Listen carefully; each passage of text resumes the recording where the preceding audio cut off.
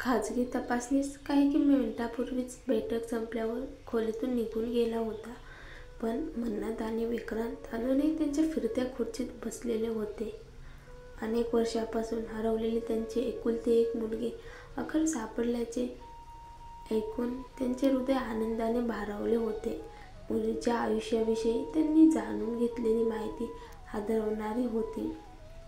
पण ती जिवंत आहे आणि आता त्यांच्या आवाक्यात आली आहे ही जाणीव त्यांच्या हृदयातील आनंदापेक्षा मोठी नव्हती. आपल्या मुलांना आता त्यांच्या हरवलेल्या बहिणीबद्दल सांगण्याची वेळ आली आहे. मन्नतने पतीला सांगितले, आपण अजून सांगू शकत नाही जोपर्यंत आपण श्रेयाला शोधून काढत नाही. विक्रांतने उत्तर दिले. काही क्षण विचार केल्यानंतर मन्नतला पतीचे म्हणणे योग्य वाटले. श्रेया अजून हरवलेली असताना मुलांना सत्य सांगणे म्हणजे त्यांच्या मनाचे तुकडे करणेच होईल. मागील 24 वर्षांपासून मन्नतने हा सत्य लपवलं होतं, कारण ती आपल्या मुलांना जखमी करू इच्छित नव्हती. तिच्याही मनात शंका होती की श्रेया अजून जिवंत आहे का, म्हणून तिने तिच्या मुलांपासून हे गुपित ठेवले. तिच्या आणि विक्रांतच्या मनाला वर्षानुवर्षे जी वेदना कुरतडत होती, त्याच वेदना तिने मुलांच्या हृदयाला द्याव्यात असे तिला लावले नाही. मला आशा आहे की खाजगी तपासणीस तिला लवकरच शोधून काढेल, नाहीतर खूप उशीर होईल. मन्नत छायाचित्राकडे टक लावून पाहत पुटपुटली. तो नक्कीच तिला शोधेल. तो आपल्या क्षेत्रात अव्वल आहे आणि आतापर्यंत त्याने एकही हरवलेल्या व्यक्ती शोधण्यात अपयश आले नाही. विक्रांतने दिलासा दिला. त्याचा शांत करणारा आवाज ऐकून मन्नतचे सारे नकारात्मक विचार दूर पळून गेले. मन्नतने फोटो पुन्हा लिफाफ्यात ठेवले आणि आपल्या पिशवीत सुरक्षित केले. ते आपली आसने सोडून निघाले. विक्रांतने आपला हात पुढे केला आणि मन्नतने आपले नाजूक हात त्यात गुंफले. ते हॉटेलच्या शुभ्र मार्गिकेतून चालत जात होते आणि त्यांना भेटणारे कर्मचारी आदरपूर्वक वाकून शुभ सकाळ म्हणत होते. खाजगी पार्किंगमध्ये पोहोचल्यावर विक्रांतने दार उघडले. मन्नत कारमध्ये चढली आणि मग विक्रांत स्वतः ड्रायव्हर सीटवर बसला. गाडी सुरू झाली. आई नक्कीच आपली वाट पाहत असेल, मन्नत म्हणाली. विक्रांतने काहीही उत्तर दिले नाही, कारण त्याला माहीत होते की आई अगदी तसेच करत असेल. सकाळी जेव्हा तिला त्याच्या तपासणीशी होणाऱ्या भेटीबद्दल कळले होते, तेव्हा ती त्याच्यासोबत याची जिद करत होती.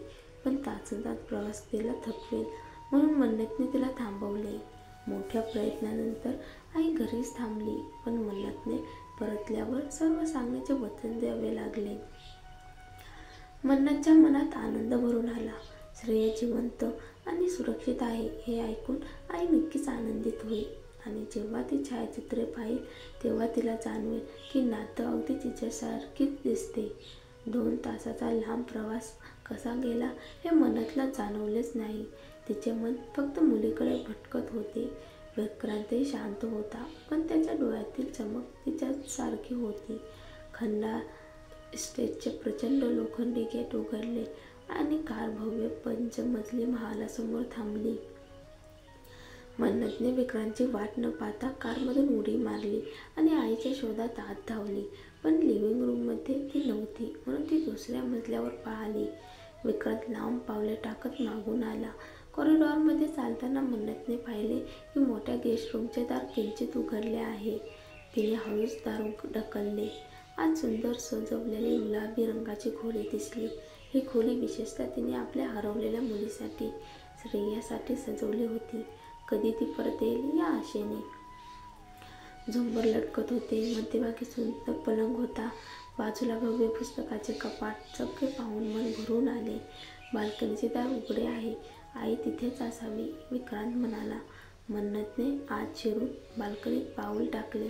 तिथे खरंच आई बसलेली होती, सकाळच्या गार वाऱ्याचा आनंद घेत. आई, मन्नतने हाक मारली. आईने मान वळवली आणि त्यांना पाहून तिच्या चेहऱ्यावर आनंद फुलला. बैठक कशी झाली, तिने विचारले. खाजगी तपासणीला अखेर श्रेया सापडली आहे, मन्नतने गोड बातमी दिली. आईच्या चेहऱ्यावर तेजस्वी हास्य उमटले. ते हास्य त्यांनी कित्येक वर्षे पाहिले नव्हते. श्रेया कशी दिसते आणि ती आता कुठे आहे, आईने उत्सुकतेने विचारले. तो तिला शोधून आणतोय. लवकरच आपण भेटू, विक्रांत म्हणाला. मन्नतने लिफाफ्यातले फोटो काढून आईच्या हाती दिले. आईने ते प्रेमाने एक एक करून पाहिले. ती अगदी माझ्यासारखीच दिसते. तिच्या डोळ्यात पाणी तरळले. हो आई, आम्हालाही तसेच वाटते, मन्नत आणि विक्रांत एकाच वेळी म्हणाली. मला माझ्या नातीला लवकरात लवकर भेटायचे आहे, आईने आसूसून सांगितले. लवकरच भेटशील आई, मन्नतने वचन दिले. मनात पक्क ठरवत. आता श्रेया परत येणारच. घनणारा अलार्म क्लॉकचा सततचा आवाज मला गाढ झोपेतून बाहेर खेचून आणत होता. मी डोळे मिटलेले कुरकुरत टेबलावर हात फिरवला आणि अलार्म बंद केला. खोलीत पुन्हा शांतता पसरली. मी पुन्हा डोकं उशिरा टेकून झोपायचा प्रयत्न केला, पण खिडकीतून आत शिरणारे सूर्याचे तेजस्वी किरण माझी झोप एका क्षणात उडवून गेले. किती वाजले? मी स्वतःशीच पुटपुटले. थोडे वेळ उघडून घड्याळ पाहिलं आणि धक्का बसला. सकाळचे 10 वाजले होते. मी कामाला उशीर केला. मी धापा टाकत उठले. पांघरून बाजूला फेकून चपला शोधायला लागले. आजूबाजूला नजर टाकली तर एक लहानशी अनोळखी खोली दिसली, जिथे अजून उघडायच्या पेट्या भरलेल्या होत्या. आणि तेव्हाच वास्तव समोर आलं. माझ्याकडे आता नोकरी नाही, त्यांनी मला कामावरून काढून टाकले. हा विचार जसा मनात आला तसं माझं मन खोलवर कोसळलं. केवळ नोकरी नाही गेली, तर माझं प्रिय घरसुद्धा गेले. वडिलांनी घेतलेल्या कर्जाचे पैसे भरता आले नाहीत, म्हणून सावकारांनी ते ताब्यात घेतलं. माझ्याकडे पैसे होते, पण ते मी आईच्या अंत्यसंस्काराला खर्च केले. त्या दिवशी जेव्हा नोकरी गमावली, त्याच दिवशी घरातूनही बाहेर काढलं गेलं. 2 मोठे आघात एकाच दिवशी. माझं जगणं संपल्यासारखं वाटलं, पण मला स्वतःला सावरायचं होतं. दुसरा पर्यायच नव्हता. मी सगळी लाज घेऊन अर्जुनला फोन केला मदतीसाठी, पण तो मिळालाच नाही. मी संदेश टाकला की बोलायचं आहे, पण अजूनही त्याने उत्तर दिलेलं नाही. कदाचित त्याने वाचलंच नाही किंवा मुद्दाम टाळतोय. मी पलंगावर कोसळले आणि चेहरा हातात दडवला. दिवस फक्त सुरू झाला होता आणि मला मात्र असं वाटत होतं की माझं आयुष्य संपले. बेरोजगार आणि बेघर हे 2 शब्द माझ्याशी जोडले जातील असं कधी वाटलं नव्हतं. गेली 5 वर्षे मी रेस्टॉरंटमध्ये मन लावून काम केलं, कष्ट केलं, पण काही लोकांच्या मनात इतकी दुष्टता असते की ते फक्त इतरांचं आयुष्य उद्ध्वस्त करण्यासाठी जगतात. सुमनसारखे. तिच्यामुळे आज मी इथे पोहोचले. घरासाठी मी वर्षानुवर्ष बचत केली होती, पण एका क्षणात सगळं गेलं. वडिलांना मी दोष देऊ शकत नाही. ते खूप आधीच गेले होते आणि त्यांची चूक मला उरली. बस झालं, आता रडून काही मिळणार नाही, मी स्वतःशी बोलले आणि बाथरूमकडे निघाले. पण पेट्यावर अडखळून पडलंच झाले असते. कसाबसा भिंतीला धरून सावरले. चेहरा धुतला, टॉवेलने पुसला आणि आरशात पाहिलं. मी वजन वाढवले का? स्वतःशीच विचारलं. गेल्या काही दिवसात मी सतत खाण्यात गुंग होते. ताणामुळेच आरशात भासही होतात. कधी बारीक, कधी जाड दिसत. खांदे उडून परत खोलीत आले. खोली एवढी लहान की पेट्यांनी जागाच गिळली होती.